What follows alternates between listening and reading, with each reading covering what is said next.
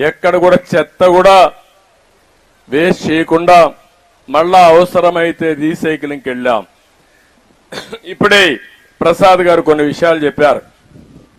మామూలుగా చెత్తలో మనం చూస్తే పొడి చెత్త, తడి చెత్త ఇవన్నీ కూడా మనం వేస్తున్నాం. దాన్ని సెగ్రిగేట్ చేసి రీసైక్లింగ్ పంపించాల్సిన అవసరం ఉంది.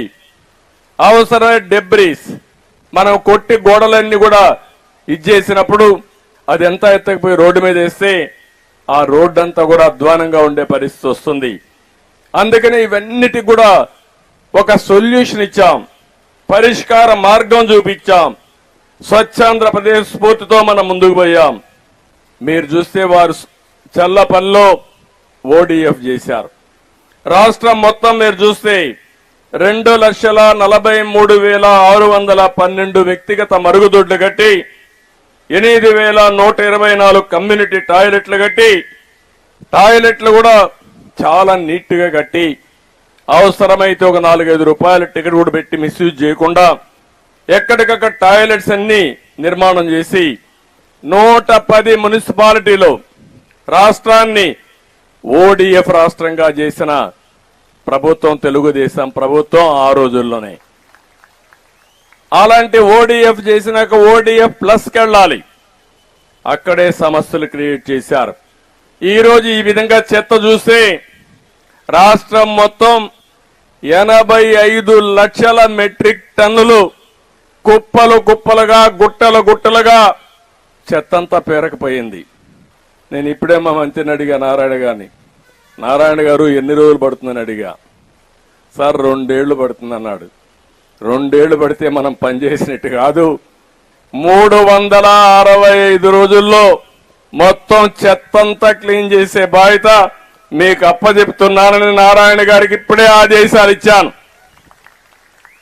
అంటే గడిచిన ప్రభుత్వం పేర్చిన చెత్త ప్రభుత్వం 85 లక్షల మెట్రిక్ టన్నులు ఇంకా మిగిలింది. మీకు కోపం రాలా? ఇంకా వాళ్ళు సిగ్గు లేకుండా రోడ్డు మీద మాట్లాడుతూ ఉంటారు. అందుకే ఆ రోజు చెప్పా, ఎన్నికల కంటే ముందు చెత్త ప్రభుత్వం అని. చెత్త మీద పన్నేశారు కానీ చెత్త మాత్రం తొలగించలేదు.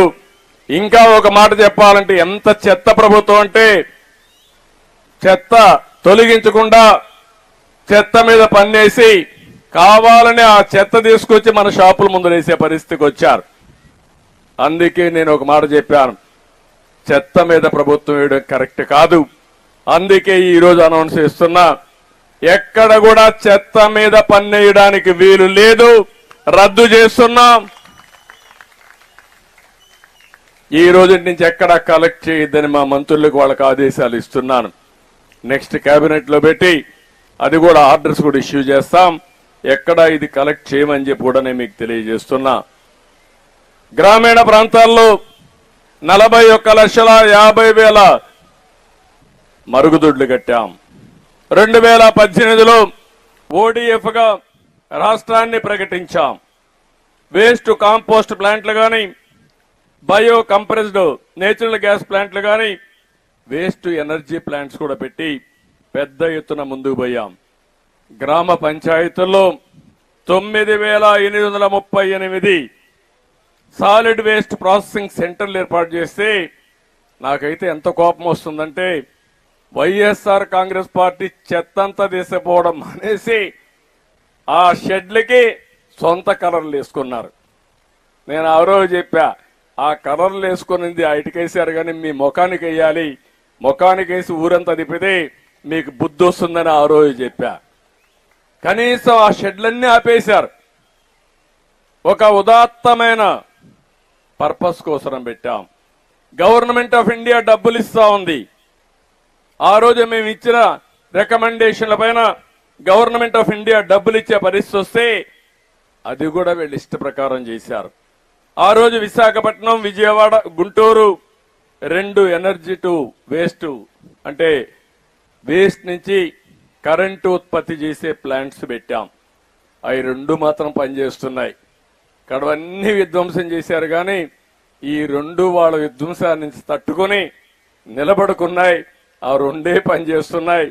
ఇప్పుడు మా మంత్రిని అడిగాను, భవిష్యత్తులో చెత్త రోడ్డు మీద ఉండడానికి వీలు లేదు. అవసరమైతే ఎన్ని ప్లాంట్లు పెట్టాలి,